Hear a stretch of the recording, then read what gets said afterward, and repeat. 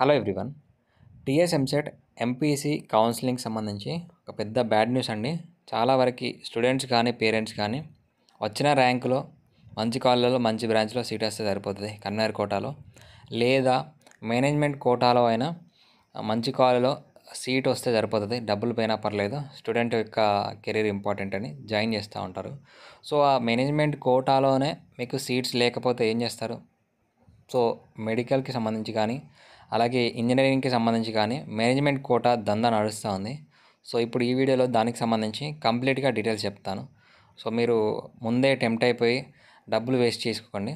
ఈ వీడియో చివరి దాకా చూసాక మీకు ఒక క్లారిటీ వస్తుంది. వచ్చిన తర్వాత మీరు జాయిన్ అవుతారా లేదా వెయిట్ చేస్తారా అనేది మీ ఇష్టం. సో వీడియో ఎక్కువ మందికి రీచ్ కావాలంటే లైక్ చేసి ఛానల్ని సపోర్ట్ చేయండి. చాలా వరకు ఈ సంవత్సరం కాదు, ప్రతి సంవత్సరం చాలామంది స్టూడెంట్స్ కానీ పేరెంట్స్ కానీ ఎక్కువ డబ్బులు పెట్టి జాయిన్ అవుతున్నారు. సో దానికి డబ్బులకి వర్త్ అయితే ఉండట్లేదు. కాలేజీలో ఫెసిలిటీస్ కానీ ఫ్యాకల్టీస్ కానీ ప్లేస్మెంట్స్ కానీ ఉండట్లేదు. సో దీని గురించి ఎవరో ఒకరు ఎంతమంది అడిగినా ఎంతమంది ఫైట్ చేసినా కానీ మనకి ప్రతి ఇయర్ అలాగనే జరుగుతూ ఉంది. సో ఇది గవర్నమెంట్ దృష్టికి వెళ్తే ఈ సంవత్సరమైనా సో కౌన్సిలింగ్ చేంజ్ అవుతుంది కాబట్టి ఏదైనా ఒక యాక్షన్ తీసుకోవడానికి అవకాశం అయితే ఉంటుంది. సో డీటెయిల్ చెప్తాను, చివరి దాకా చూడండి.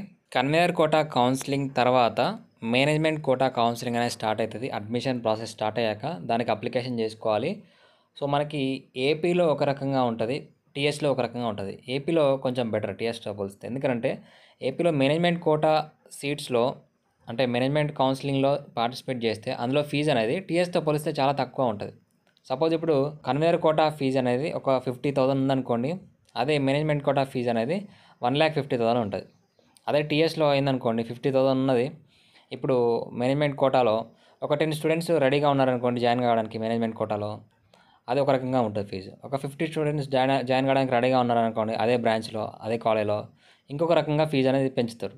సో ఇలా లిమిటెడ్గా అయితే లేదు, ప్రతి సంవత్సరం మస్తు దందా నడుస్తూ ఉంది.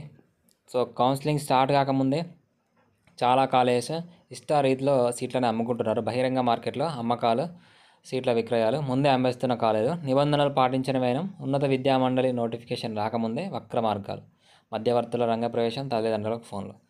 సో ఇలా 2 లక్షలు 3 లక్షలని కాదు, కాలేజ్ ఫీజు అనేది 10 lakhs 12 lakhs 20 lakhs 24 lakhs కూడా ఉంది చూడండి ఇక్కడ. సో షేక్పేటలో ఒక ప్రైవేట్ ఇంజనీరింగ్ కాలేజ్లో కంప్యూటర్ సైన్స్కి సంబంధించి సీట్పై ఆరాధిస్తే 14 లక్షలు చెప్తున్నాడు. సో అదే ఇంకో కాలేజ్లో డొనేషన్తో పాటు సంవత్సరానికి 1.3 lakhs కట్టాలి. అలాగే ఇంకో కాలేజ్లో 12 lakhs నుంచి 16 lakhs సిఎస్సి సీట్. అంటే ఇదంతా ఎవరు క్రియేట్ చేశారు? స్టూడెంట్స్ వెళ్ళి లేదా పేరెంట్స్ వెళ్ళి ఎక్కువ మంది ఎగబడి ఉంటేనే వీటికి సంబంధించి ఇంత హైప్ అనేది క్రియేట్ అయింది. సో చాలా వరకు ఈ సంవత్సరం మనకి కౌన్సిలింగ్ అనేది మారబోతుందని చెప్పారు. అయినా కానీ మనకి కాలేజెస్ ఇదే విధంగా ఇష్టారీత్యంగా సీట్లను అమ్ముకుంటున్నారు. మెయిన్గా కాలేజెస్కి సంబంధించి గవర్నమెంట్ యాక్షన్ తీసుకొని ఎంతో కొంత ఫైన్ అయినా కానీ ఫైన్ వేసినా కానీ ఆ ఫైన్ కట్టి మరి అదే విధంగా మళ్ళీ చేస్తున్నారు. ఎందుకంటే వీరు కట్టే ఫైన్ కంటే బయట నుంచి వచ్చే కాలేజ్ ఫీజే ఎక్కువ వస్తుంది. సో ఈ సంవత్సరం కేటగిరీ బి కేటగిరీ సి సీట్స్కి సంబంధించి సపరేట్గా ఇస్తామని చెప్పారు. సో దీన్ని బేస్ చేసుకొని ఒకవేళ మనకి ఏపీలో లాగా ఫీజెస్ ఫైనలైజేషన్ కావచ్చు. సో కాబట్టి ఇప్పుడే ఎగబడి సీట్స్ కంప్లీట్ అయిపోతున్నాయి, దొరకట్లేదు సీట్స్ అని ఎగబడి కొనకండి.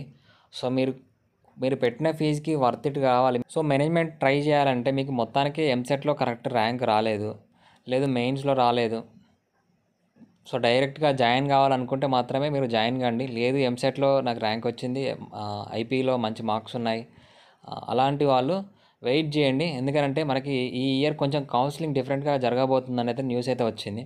కాబట్టి ఇప్పుడే మీరంతా ఎగబడి కాలేజీకి వెళ్ళి జాయిన్ కావడం వల్ల ఏమవుతుందంటే ఇంకా హైప్ క్రియేట్ అయ్యి వాళ్ళు ఇష్ట రాజ్యంలో సీట్లు అనేది ఇంకా ప్రీవియస్ ఇయర్ కంటే ఎక్కువ పెంచుతున్నారు. సో కాబట్టి వెయిట్ చేయండి.